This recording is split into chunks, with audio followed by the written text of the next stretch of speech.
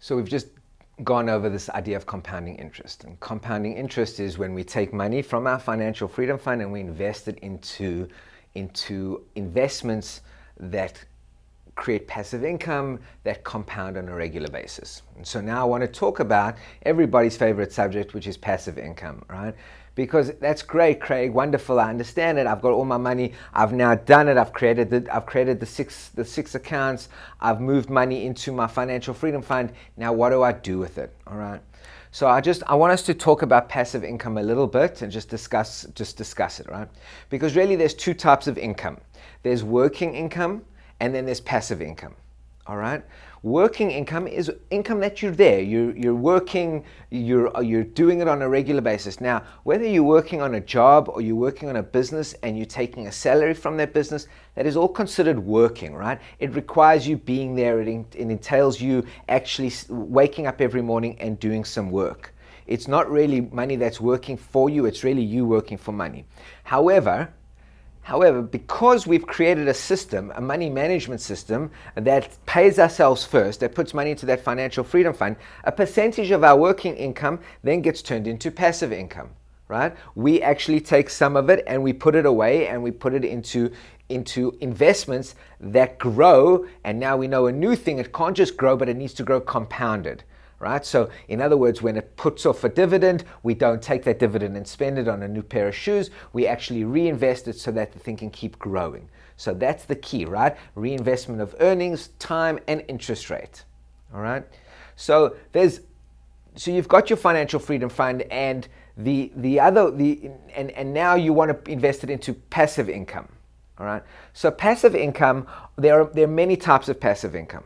Okay. And in fact, if you own your own business, or even if you're on a job, but you're able to systemize it in a way that doesn't require you to be there all the time, you've now converted your working income into passive income. So if you've got a business and you have been in it and you've created systems and you've created management, and now management comes in and it's running and that business is paying you while you're on the golf course 3 or 4 days a week, or you're getting your fingers manicured or pedicured, then you're basically created streams of passive income.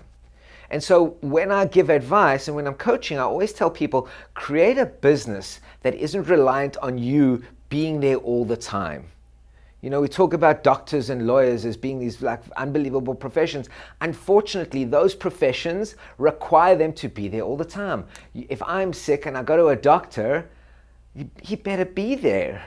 So there's no way for a doctor or an accountant or a lawyer to standardize their practice. And so when looking at a business, look at a way like, okay, cool, I got to work. And initially, maybe those first few years are going to be working income. But at some point, I'm able to systemize it. I'm able to bring in management. I'm able to bring in proper systems where I can step out and the business runs on my own.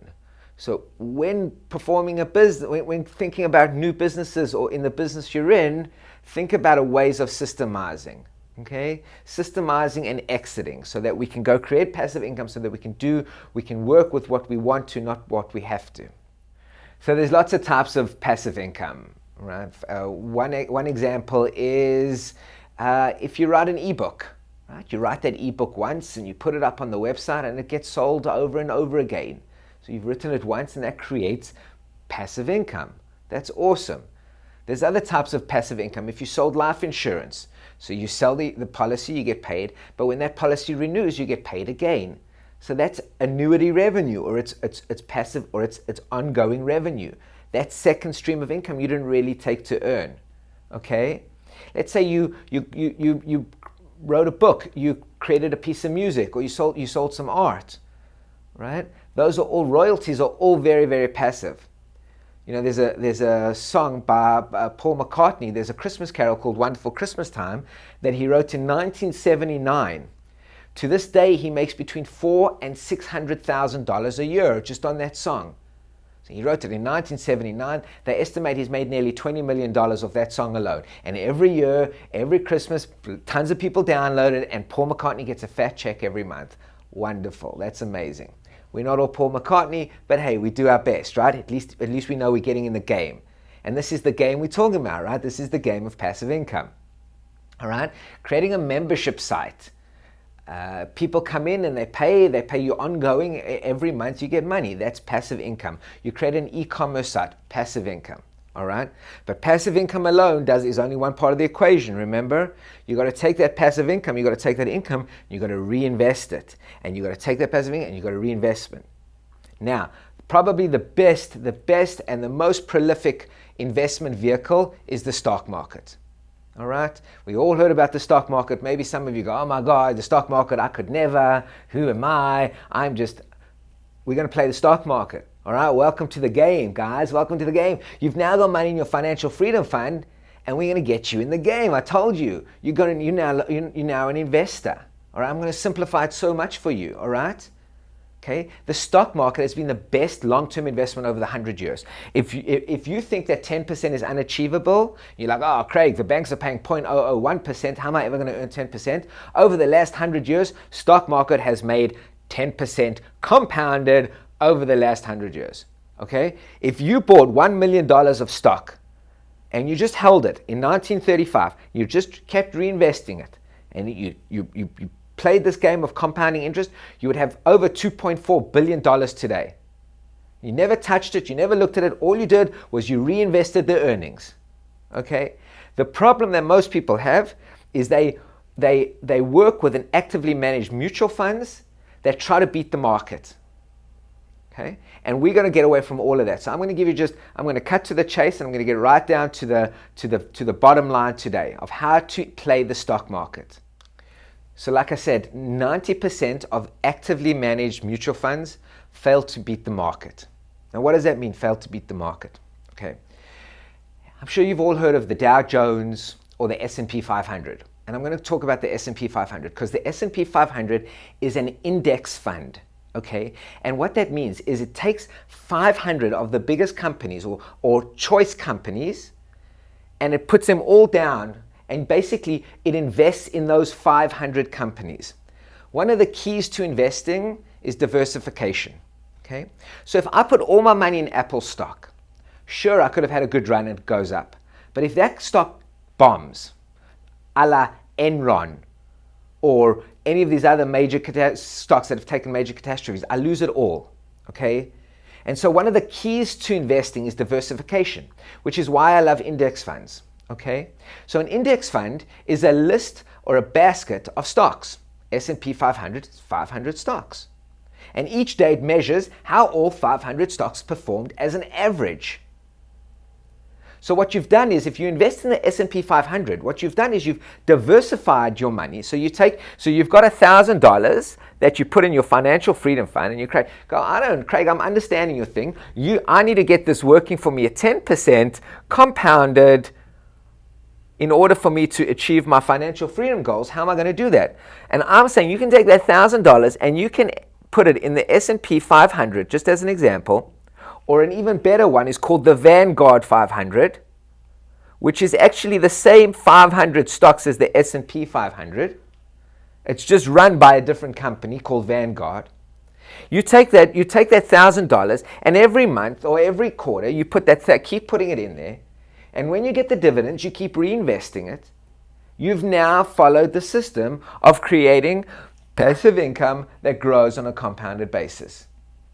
And over time, you will do this. Now, again, you'll say, well, what about mutual funds? What about all the other stocks out there? I'm going to tell you that the S&P 500 outperforms mutual funds by 96% of the time. Okay? The other beauty about it is you don't have to worry about it. If you go to this guy, Vanguard, right? You stick it in there. They charge you minimal fees. We're going to go into a lot. We're going to talk about fees. We're going to talk about fees and taxes and insurance next week. But these guys, the Vanguard 500, they put it in these 500 shares. The minimum you need to invest is $3,000. So as long as you've got $3,000 in your financial freedom fund, you can become an investor in the stock market. You can keep putting money in there. You let it grow and grow and grow on a compounded basis. And over time, you're going to reach your number, your financial freedom number of 600,000 or 1.2 million or 2.5 million, like we saw in that example earlier with Pam and Sam and Man the Gam, right? So that's the idea. The idea is that it doesn't have to be so complicated. The stock market's so complicated. Well, it doesn't have to be. All right. So that's a main point of passive income. So again, for passive income, we could go into businesses that create streams of passive income. But if you keep spending the money, this is the key that most people don't realize. When it pushes off a dividend, you need to reinvest it. So you either reinvest it back into the business so that the business can grow compounded, or you invest it back into vehicles that grow on a compounded basis, right? I just watched a documentary on Warren Buffett, and Warren Buffett and his wife used to have a fight because she was very philanthropic and she wanted Warren to give money earlier. And Warren Buffett said, I will not give my money out to charity earlier. He says, because I understand the power of compounding interest. And he's like, if I just keep it long enough, I will grow this thing so I can do much better with this money than to give it to charity. And then I'll give it to charity before I died. And that's what he did. He grew his nest egg to $65 billion and pretty much donated every penny of it to charity. Now that's what I'm talking about, right? Now there's a man who knows how to play the game and who understands the power of compounding interest and reinvesting your money. All right. The other one that I really want to talk about, so we've spoken about stock market, we've spoken about business ideas, we've spoken about go write your book, go create your symphony, go do that and make sure that whatever it does can generate money on an ongoing basis, can create long-term passive income, because that's the game, right? The other very popular one that's not stocks is property. And I want to talk about property because a lot of people think that property is the game to be in, and it is a game to be in. It's a very good game to be in. I've been in the property business for many years and I understand it, but it's complicated as well. And for those of us just getting started, rather than trying to buy a onesie or a twosie, those are very complicated. Buying an apartment in New Jersey, as an example, or buying an apartment in Iowa, or buying an apartment in San Diego. Well, those are similar to owning one stock in Apple. Well, what if you have a bad tenant and he doesn't pay? What if you have a leaky faucet and you got to replace the roof? It's not diversified. Remember, I shared with you the key to investing, the key to this thing is diversification. So if you want to get into property, now, if it's not your core business, then I suggest you don't even worry about it. They have similar to like a stock market, similar to an S&P 500 or a Vanguard, they have what are called REITs, R-E-I-T. These are real estate investment trusts, okay? And basically what REITs do is they pool money and then they buy assets, they buy properties in multiple markets. And so it trades very much like an index fund, whereby it goes up and down, but it's averaged over a large scale portfolio. And over time, traditionally, you're going to make roughly your 10%, your 9.8%, again, compounded. So it's just another great option. And so when we talk about the investment world, I'm saying don't overthink it. Don't think it's so complicated. You can be in the stock market and you can be in the property market tomorrow. Vanguard has a REIT. Vanguard has the Vanguard 500. The fees are minimal. You can get into the game and you can be going almost immediately. All right, so that's the beauty of the system we're talking about. So I want to just talk a little bit about homework. All right. One of the keys last week we went through our net worth, our profit and loss, our balance sheet. I show you the difference between assets and liabilities, right? You split it up. You kind of worked out how much of you're currently spending and how much you need to do to get a nice balanced expenditure. This week I really want you to talk about what's your number. What's that number that you need? Remember we spoke about the $5,000 per month, right? And you needed $600,000. So that's the number that I'm looking for everybody to get, just so that we have an idea like, hey, when I have $600,000 running for me, compounded at 10% per annum, I'm going to be good. Because what we want to do is we want to get our mindset around it. We want to begin projecting to the universe and go, all right, Lord, I know it's a long game, but I know that every penny that I put into that financial freedom fund are little soldiers that are going to work out for me, going to grow on a compounded basis, going to make me long-term wealth. I'm going to teach my kids about it. I'm going to tell everybody I know, tell the youngsters, because the sooner you are, the more time you got to create compounding interest. All right? I want you to keep reading the Lynn Twist book. I think we're on part 4 now. It's just such good stuff. We're now moving into the sufficiency paradigm, what it feels like just to be sufficient, to know that we've got money in our different accounts, we're taking control of our money management system, we're growing our money, we're creating a long-term legacy fund, right? We're getting healthy around our money, we're looking at our relationships around our money. The next part is just keep meditating on abundance, keep feeling abundant. When you're not feeling abundant, notice it. Notice what's happening in your thought process when you're not doing it. So keep working on your relationship with money, how you're spending, how you're playing, are you giving? So you should have opened up your give jar, and even if you only got $50 in your give jar or $20 in your give jar, I want you to give that. All right, I want you to practice. I want you to start strengthening your muscle of giving. All right, and I also want you to start strengthening your muscle of playing. So those are the 2 jars I really want you to spend. I want you to give and I want you to play. And I want you to feel how both of those feel, to be able to play and give effortlessly. You know, as far as the Financial Freedom Fund, that may take a few months to build. Remember, Vanguard's got a $3,000 minimum. That may take you 3 months, 4 months, 5 months. You may have it right now, in which case go open up your Vanguard and go invest in it, or go look into the investment world and see what else is appealing to you. There's other very organic and green index funds, so they only invest in green companies. Whereas Vanguard's the 500, it's 500 the biggest, and maybe some of those you're not stoked about. Remember, you vote with your money, you vote with your dollar.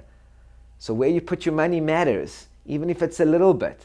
How we consume as an individual really affects how energetically how things work as a nation. All right, go have fun with this thing. You're now an investor. You now got the tools. You got the tools of the trade. You now can go and read. If you want to go read, there's a fantastic new book by Tony Robbins, which is called Unshakable, which is a reduced version of Money Master the Game, and he goes into all of this stuff. You now have a language and a lexicon to understand it. All right? Next week, we're going to go into taxes and fees, and you can begin to understand how taxes and fees, when people take money or credit card debt. Why do I say credit card debt is the killer? Because think about it. When you have to pay interest 19%, when that isn't going into the pool growing compounded, then that interest isn't just the interest on that amount. It's the overarching, it's the bigger amount. Okay, so we're beginning to really understand the game now. We're beginning to understand the rules of the game, fix our health around money, and ultimately build long-term sustainable wealth. Well, thank you, and we'll see you next week.